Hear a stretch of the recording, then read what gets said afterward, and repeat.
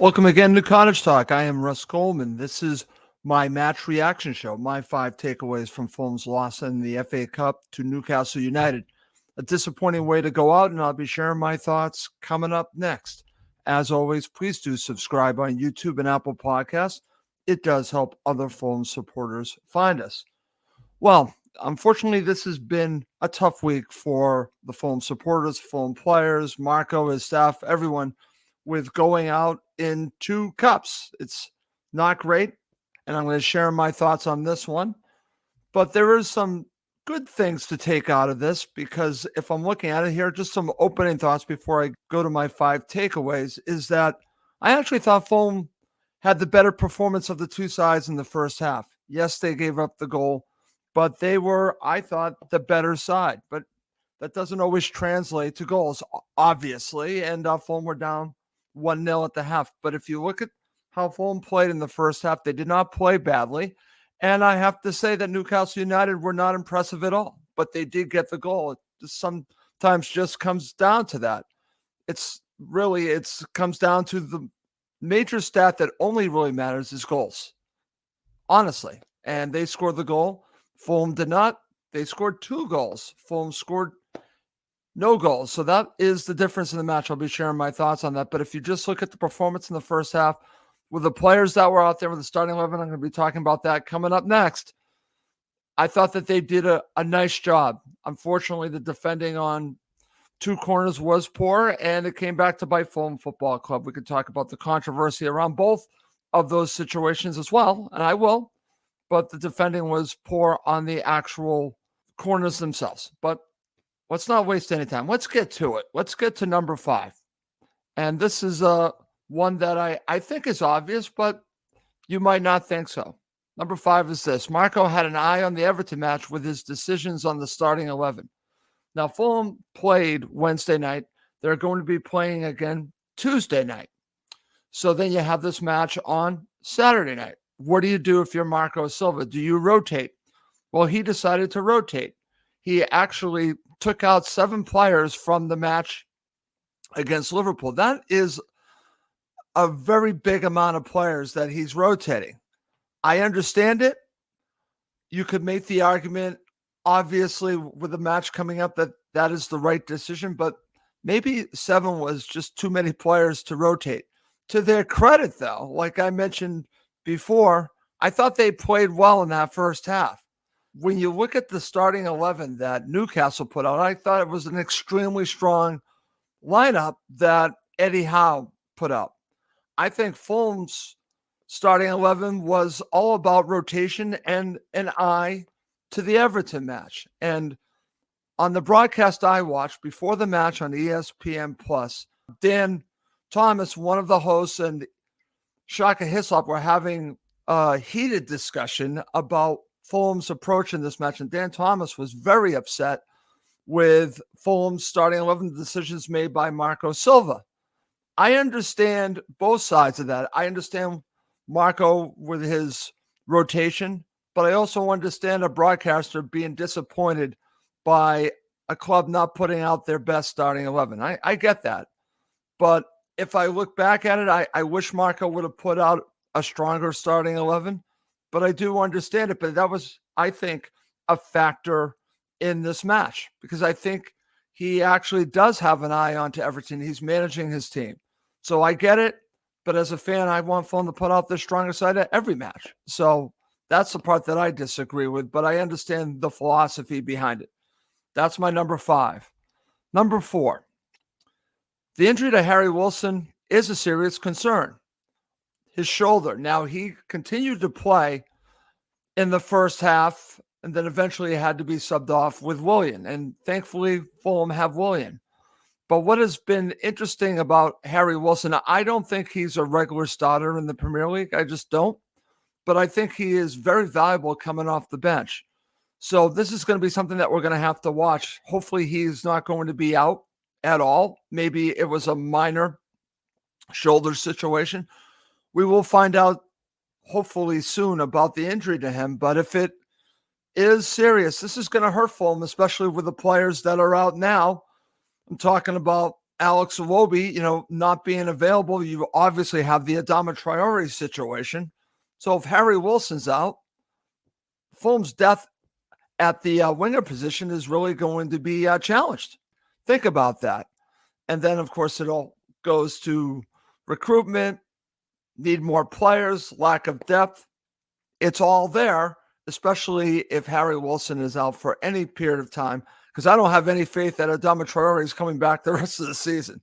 So this is going to be one to watch. He actually was playing very well, so it actually hurt Fulham in this match. I do think he is very good off the bench, not a regular starter in the Premier League. But if he's out, that's going to hurt Fulham Football Club. That's why that's my number 4.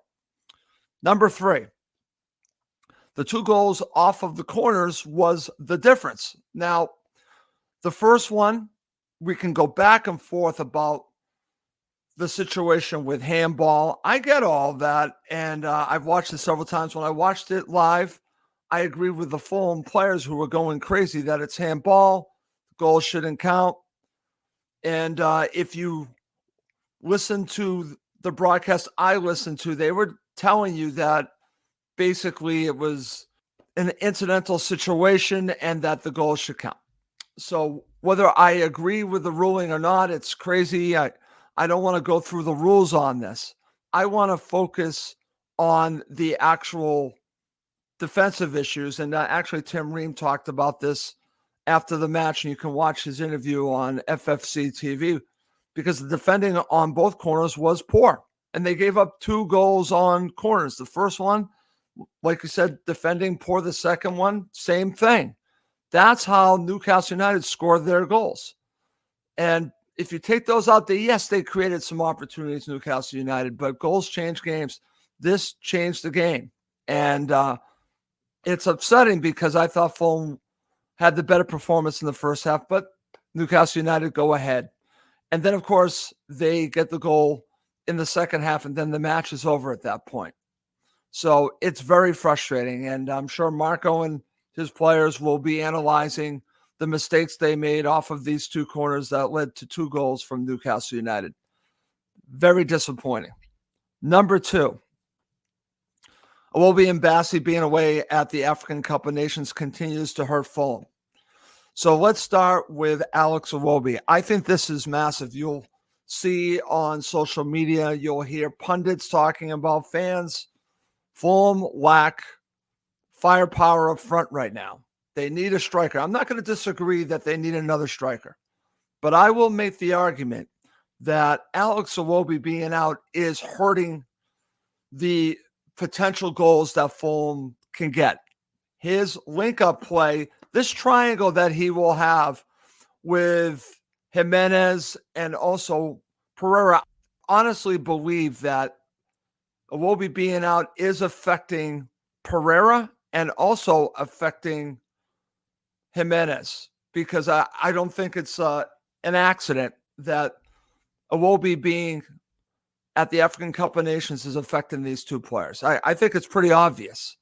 And I feel that once he does return, the goals will return as well.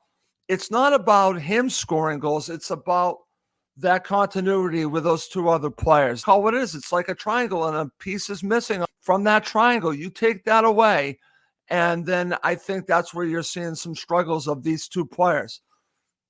People are going right back at Pereira. I understand it. People are going now can maybe take a little look at what's been going on with Raul Jimenez. But the common denominator to their play not being where it was, say, a month ago is Alex Iwobi. So I just want Alex Iwobi to come back as soon as possible. And Calvin Bassey not being there on defense, I think, hurts as well. Because nothing against Tim Ream, but I want the partnership to be the rest of the season, Bassey and Tosin. That's what I want. Okay. Coming up next is my number 1 takeaway from Fulham's loss in the FA Cup to Newcastle United. Okay, to end this episode of Cottage Talk, here's my number 1 takeaway, and it's this. The Fulham supporters who boycotted the match made a statement. Now, we can agree or disagree on this, but I'm going to make my case that they did make a statement. If there's only 18,000 plus at Craven Cottage, you're talking 6,000 plus are missing of Fulham supporters. So that to me is a huge number. And if you watch the match like I did on television, all I heard were the Newcastle United supporters. They made a difference. And I think that the fans that were there that supported Fulham, they made a difference, but we needed everyone there. We need everyone there all the time. So for me, they made a statement. I've seen the comments after the match, but you know what? We'll see how this all plays out with the club. But I hope the club take this seriously. The fact that that amount of supporters were not there and they rethink everything that they're doing in regards to pricing. I have my doubts that they will. But one thing that I do know is I truly believe that the Fulham supporters made a statement not going to this match. And I think they can make a difference when they're there. They can help the players on the pitch, give them that extra little that they need to get over the line, to get that goal, to win a match. The supporters are very important to Fulham Football Club. And anyone that doesn't think so, they are just blind, okay? They are blind. The Fulham supporters are the lifeblood of Fulham Football Club. If they're not there, then I'm sorry, it's just not the same team and it's not the same club. The fact that that many were not there speaks volumes to me. You can agree or disagree with me. If you disagree with me, fine. I disagree with you. I think them not being there made a difference in this match, and they make a difference when they are there. When that's a full packed Craven Cottage, you saw it with the Liverpool match, they can make a difference. We always make a difference. I'm talking about the Fulham supporters. So I think them not being there made a statement.